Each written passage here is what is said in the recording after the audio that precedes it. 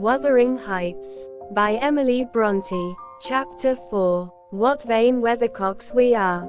I, who had determined to hold myself independent of all social intercourse, and thanked my stars that, at length, I had lighted on a spot where it was next to impracticable. I, weak wretch, after maintaining till dusk a struggle with low spirits and solitude, was finally compelled to strike my colors, and under pretense of gaining information concerning the necessities of my establishment, I desired Mrs. Dean, when she brought in supper, to sit down while I ate it, hoping sincerely she would prove a regular gossip, and either rouse me to animation or lull me to sleep by her talk. "You have lived here a considerable time," I commenced. "Did you not say 16 years? 18, sir. I came when the mistress was married, to wait on her. After she died, the master retained me for his housekeeper." Indeed. There ensued a pause. She was not a gossip, I feared, unless about her own affairs, and those could hardly interest me. However, having studied for an interval, with a fist on either knee, and a cloud of meditation over her ruddy countenance, she ejaculated, "Ah, times are greatly changed since then." "Yes," I remarked, "you've seen a good many alterations, I suppose." "I have. And troubles too," she said. "Oh, I'll turn the talk on my landlord's family." I thought to myself, a good subject to start. And that pretty girl widow, I should like to know her history, whether she be a native of the country, or, as is more probable, an exotic that the surly indigeni will not recognize for kin. With this intention I asked Mrs. Dean why Heathcliff let Thrushcross Grange, and preferred living in a situation and residence so much inferior. "Is he not rich enough to keep the estate in good order?" I inquired. "Rich, sir," she returned. "He has nobody knows what money, and every year it increases." Yes, he's rich enough to live in a finer house than this, but he's very near, close-handed, and, if he had meant to flit to Thrushcross Grange, as soon as he heard of a good tenant he could not have borne to miss the chance of getting a few hundreds more. It is strange people should be so greedy, when they are alone in the world. He had a son, it seems. Yes, he had one. He is dead. And that young lady, Mrs. Heathcliff, is his widow. Yes. Where did she come from originally? Why, sir, she is my late master's daughter. Catherine Linton was her maiden name. I nursed her, poor thing. I did wish Mr. Heathcliff would remove here, and then we might have been together again." "What? Catherine Linton?" I exclaimed, astonished. But a minute's reflection convinced me it was not my ghostly Catherine. "Then," I continued, "my predecessor's name was Linton." "It was. And who is that Earnshaw, Hareton Earnshaw, who lives with Mr. Heathcliff? Are they relations?" "No. He is the late Mrs. Linton's nephew." "The young lady's cousin, then?" "Yes. And her husband was her cousin also, one on the mother's, the other on the father's side. Heathcliff married Mr. Linton's sister. I see the house at Wuthering Heights has Earnshaw carved over the front door." "Are they an old family?" "Very old, sir, and Hareton is the last of them, as our Miss Cathy is of us, I mean, of the Lintons." "Have you been to Wuthering Heights?" "I beg pardon for asking, but I should like to hear how she is." "Mrs. Heathcliff. She looked very well, and very handsome, yet, I think, not very happy." "Oh dear, I don't wonder. And how did you like the master?" "A rough fellow, rather, Mrs. Dean. Is not that his character? Rough as a saw edge, and hard as whinstone. The less you meddle with him the better." He must have had some ups and downs in life to make him such a churl. Do you know anything of his history? It's a cuckoo's, sir. I know all about it, except where he was born, and who were his parents, and how he got his money at first. And Hareton has been cast out like an unfledged dunnock. The unfortunate lad is the only one in all this parish that does not guess how he has been cheated.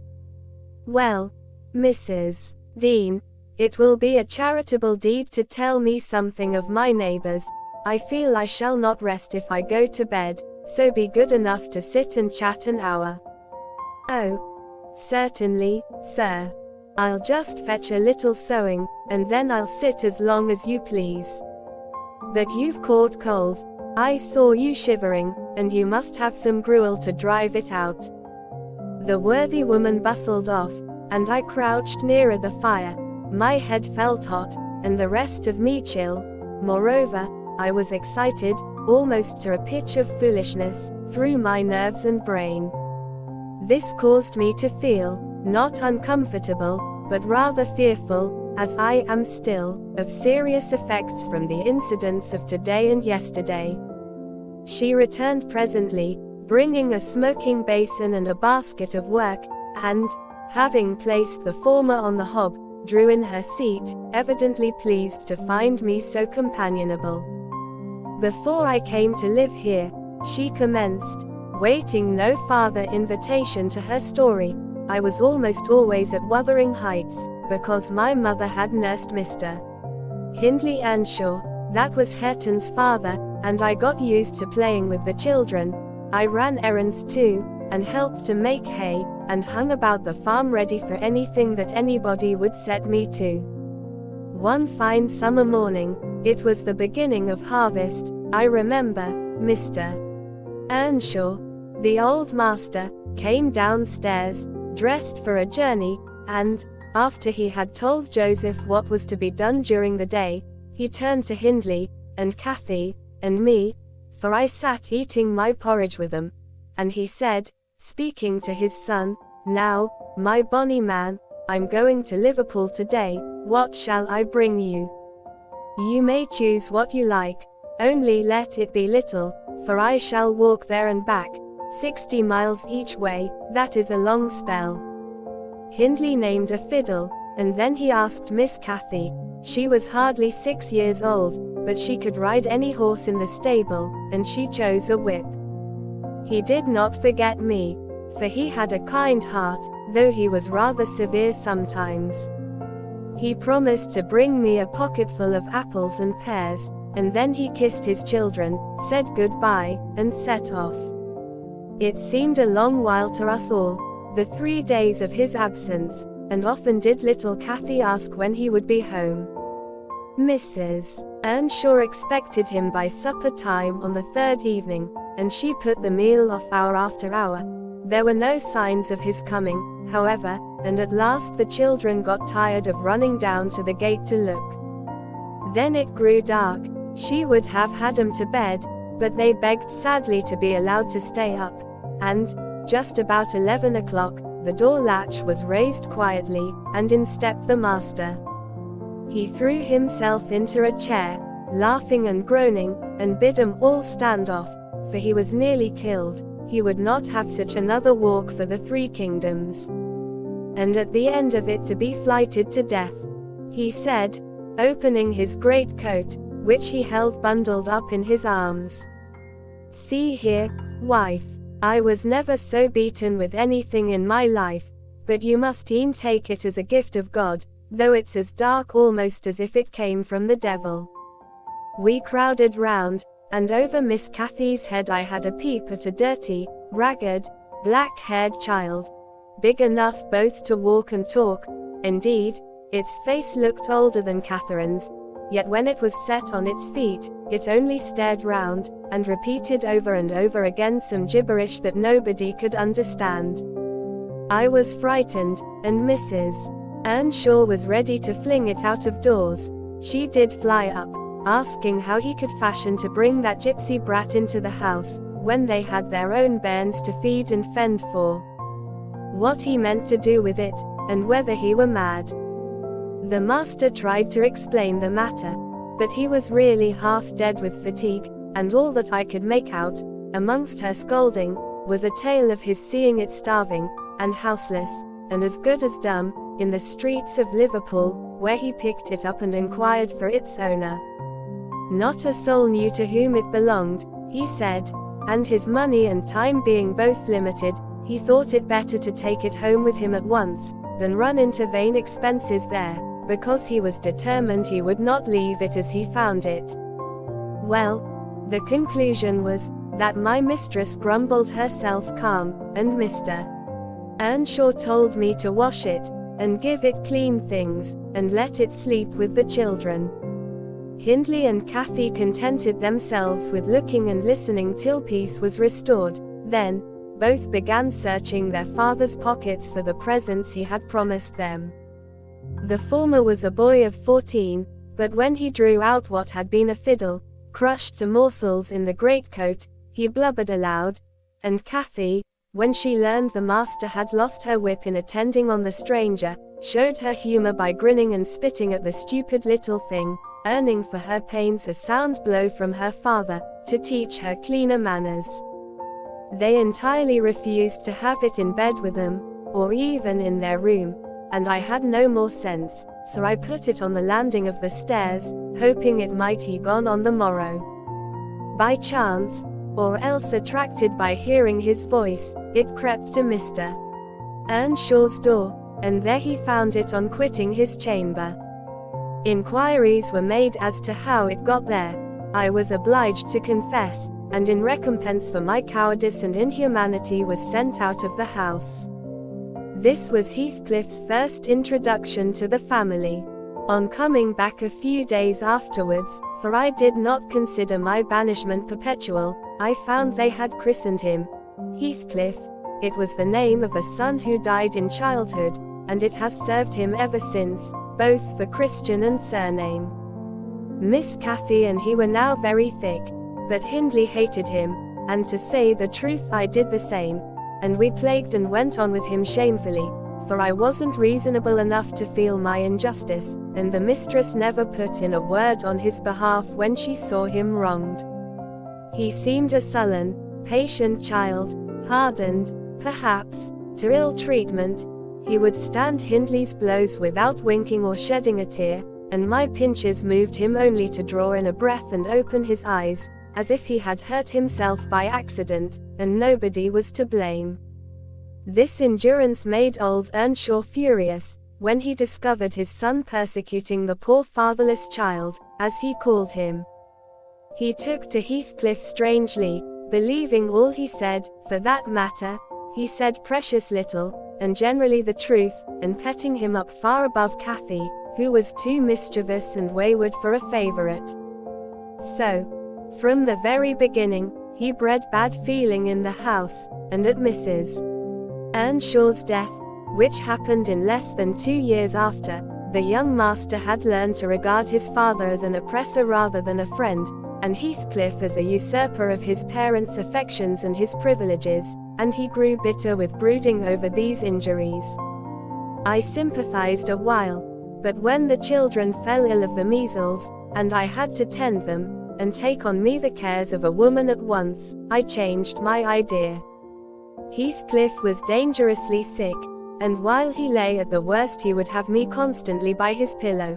I suppose he felt I did a good deal for him, and he hadn't wit to guess that I was compelled to do it. However, I will say this, he was the quietest child that ever nurse watched over. The difference between him and the others forced me to be less partial. Cathy and her brother harassed me terribly. He was as uncomplaining as a lamb, though hardness, not gentleness, made him give little trouble. He got through, and the doctor affirmed it was in a great measure owing to me, and praised me for my care. I was vain of his commendations, and softened towards the being by whose means I earned them, and thus Hindley lost his last ally. Still I couldn't dote on Heathcliff, and I wondered often what my master saw to admire so much in the sullen boy, who never, to my recollection, repaid his indulgence by any sign of gratitude. He was not insolent to his benefactor, he was simply insensible, though knowing perfectly the hold he had on his heart, and conscious he had only to speak and all the house would be obliged to bend to his wishes. As an instance, I remember Mr. Earnshaw once bought a couple of colts at the parish fair, and gave the lads each one. Heathcliff took the handsomest, but it soon fell lame, and when he discovered it, he said to Hindley, "You must exchange horses with me, I don't like mine, and if you won't I shall tell your father of the 3 thrashings you've given me this week, and show him my arm, which is black to the shoulder." Hindley put out his tongue, and cuffed him over the ears. "You'd better do it at once," he persisted, escaping to the porch. "They were in the stable, you will have to, and if I speak of these blows, you'll get them again with interest."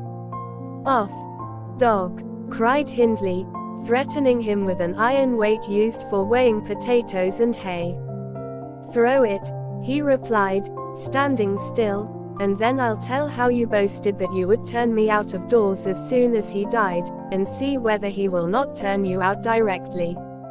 Hindley threw it, hitting him on the breast, and down he fell, but staggered up immediately, breathless and white, and, had not I prevented it, he would have gone just so to the master, and got full revenge by letting his condition plead for him, intimating who had caused it. "Take my colt, gypsy, then," said young Earnshaw, "and I pray that he may break your neck. Take him, and he damned, you beggarly interloper, and wheedle my father out of all he has, only afterwards show him what you are, imp of Satan, and take that, I hope he'll kick out your brains." Heathcliff had gone to loose the beast, and shift it to his own stall. He was passing behind it, when Hindley finished his speech by knocking him under its feet, and without stopping to examine whether his hopes were fulfilled, ran away as fast as he could. I was surprised to witness how coolly the child gathered himself up, and went on with his intention, exchanging saddles and all, and then sitting down on a bundle of hay to overcome the qualm which the violent blow occasioned, before he entered the house. I persuaded him easily to let me lay the blame of his bruises on the horse. He minded little what tale was told since he had what he wanted. He complained so seldom, indeed, of such stirs as these, that I really thought him not vindictive. I was deceived completely, as you will hear.